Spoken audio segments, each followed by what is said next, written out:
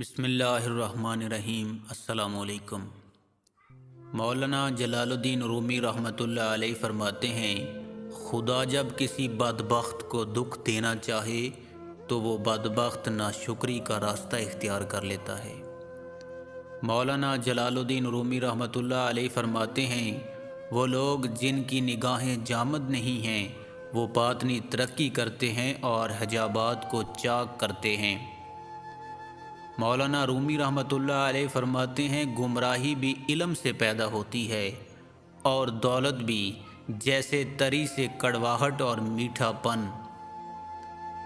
مولانا جلال الدین رومی رحمۃ اللہ علیہ فرماتے ہیں، دوستی کے ذریعے سے محبت و عداوت پیدا ہوتی ہے اور غذا ہی کے ذریعے صحت و مرض لاحق ہوتا ہے۔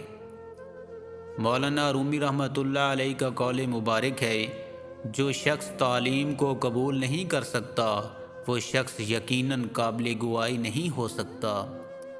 مولانا جلال الدین رومی رحمۃ اللہ علیہ فرماتے ہیں، جو شخص نیک اور ہوس سے آزاد ہو وہی اصل بادشاہ ہے۔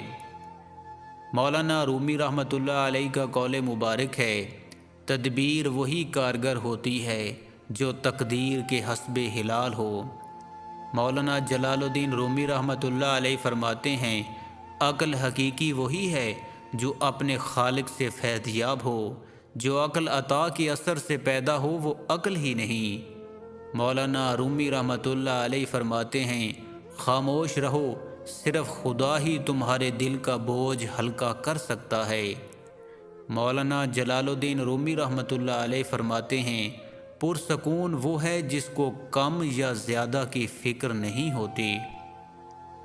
مولانا جلال الدین رومی رحمۃ اللہ علیہ فرماتے ہیں، تمہاری اصل ہستی تو تمہاری سوچ ہے، باقی یہ سب صرف ہڈیاں اور خالی گوشت ہے۔ مولانا رومی رحمۃ اللہ علیہ کا قول مبارک ہے، انسان کو خدا نے بہترین سانچے میں ڈھال کر پیدا کیا ہے، جنتی اور جہنمی وہ بعد میں بنتا ہے۔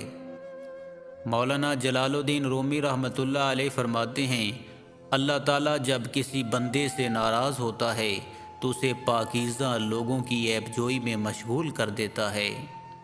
مولانا رومی رحمۃ اللہ علیہ کا قول مبارک ہے، جب انسان کی آنکھوں سے ندامت کے آنسو بہتے ہیں تو اس پر رب کی رحمت برستی ہے۔